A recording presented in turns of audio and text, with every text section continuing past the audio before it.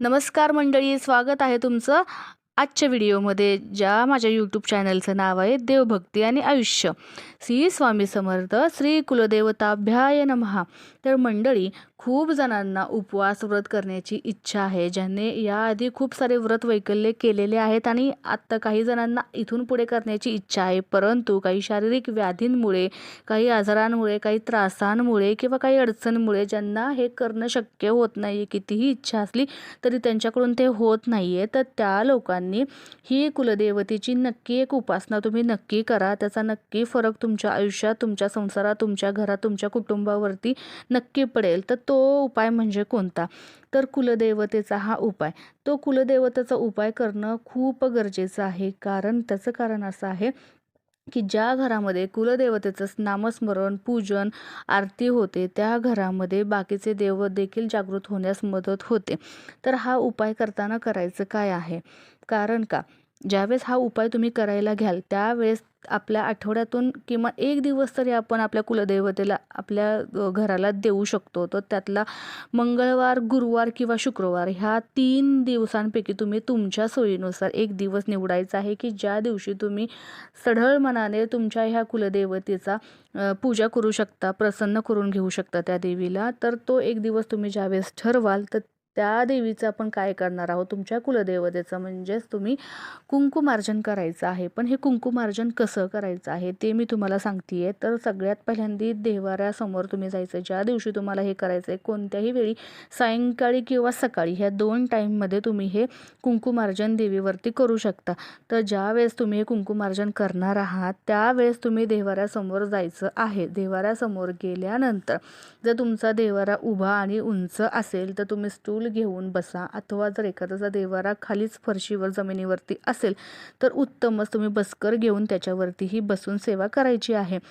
बसल्यानंतर तुम्ही पहिल्यांदा तुमच्या देव्हाऱ्यामध्ये जो कोणी कुलदैवत आहे, जसे की काहींच्या घरामध्ये 5 कुलदैवत असतात, 7 कुलदैवत असतात. तर ज्यांची ज्या देवावरती अपार श्रद्धा आहे, ज्यांना वाटतं की हे माझी श्रद्धा जी आहे, हे देवत माझ्या हाकेला हाक देतील, अशा देवांवरती ज्यांची श्रद्धा आहे त्या देवांना हाक द्यायची आहे. त्या देवांचा फोटो किंवा मूर्ती जे काही किंवा जे काही तुमच्याकडे असेल ते तुम्ही घ्यायचं आहे.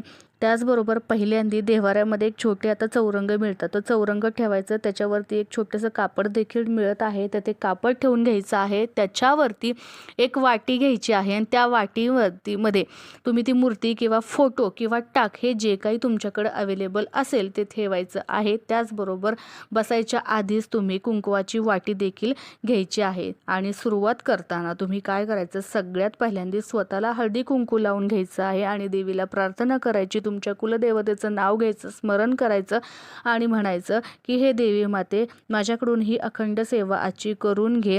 माझं हे सेवा करताना माझं मन प्रसन्न राहू दे, एकाग्र राहू दे आणि तुझंच नामस्मरण, तुझं रूपच माझ्या डोळ्यासमोर सतत राहू दे आणि माझी जी काही अडचण आहे तू ही माझी ऐकून घे, असं बोलून पहिल्यांदा हळद कुंकू लावून घ्यायचे. त्यानंतर दुसरी चिमूट ज्यावेळेस तुम्ही कुंकवाची घेणार आहे त्यावेळेस ती देवीवरती सोडायची आहे आणि सोडताना तुमचं जे काही घरानं जे काही अडचण असेल ते देवीला सांगायचे आहे, हाक द्यायची आहे की माझ्या हाकेला तू आज धावून ये, माझ्या ही अडचण आहे ती सगळी दूर होण्यास मला मदत कर, मला ताकद दे, माझ्या जे काही काम चालू आहे ते होण्यासाठी मला यश दे, बरकत दे आणि बळ दे.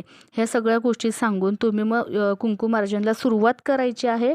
पण कुंकुमार्जनची सुरुवात करत असताना मात्र तुम्ही प्रत्येक चिमूट जेव्हा तुम्ही त्या टाकावरती, त्या देवीवरती टाकणार आहात, त्यावेळेस त्या कुलदेवतेचं, त्या देवताचं तुम्ही नामस्मरण करूनच ती चिमूट सोडायची आहे आणि तोपर्यंत कुंकुमार्जन करत राहायचं आहे जोपर्यंत ते मूर्ती, टाक जे काही असेल ते पूर्णपणे कुंकवामध्ये बुजून जात नाही, तोपर्यंत ते कुंकुमार्जन करायचं आहे. आणि कुंकुमार्जन झाल्यानंतर तुम्ही ते वाटीतली जे काही दैवत आहे ते उचलायचं नाही आहे, ते पूर्ण तसंच ठेवायचं आहे दुसऱ्या दिवसापर्यंत.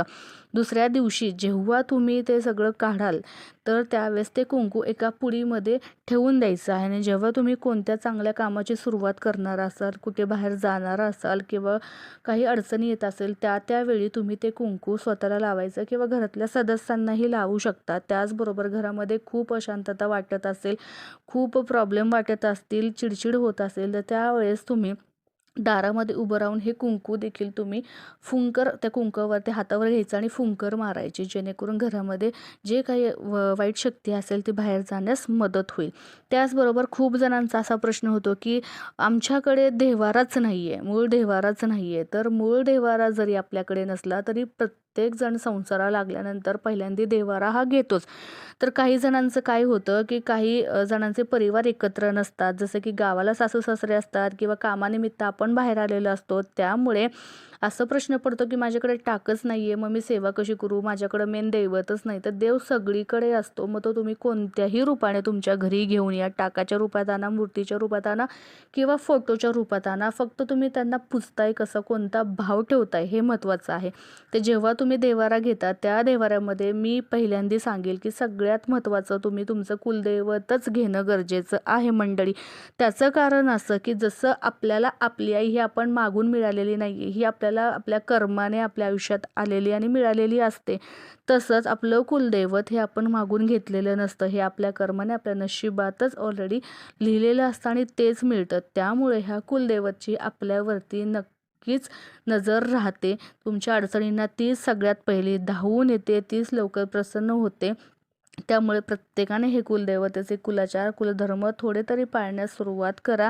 बघा नक्की तुम्हाला फरक पडेल, तुम्हाला छान वाटेल. त्याचबरोबर घरातल्या मेन स्त्री किंवा मेन पुरुषाने केलेलं जास्त फळ मिळतं पूर्ण घराला. त्याचं कारण असं की काय होतं, महिलांना आजकाल खूप वेळ भेटत नाही कामातनं. तर परंतु महिलांना मी सांगू इच्छिते की आपणच आपल्या संसाररूपी घराची आणि संसाराची चाकं आहोत. आपणच चिखलात तर रुतून बसून खचून बसून चालणार नाही आहे. त्याच्यामुळे आपणच हे पहिलं पाऊल टाकून आपल्या घराला सुखात ठेवण्याचा प्रयत्न करायचा आहे.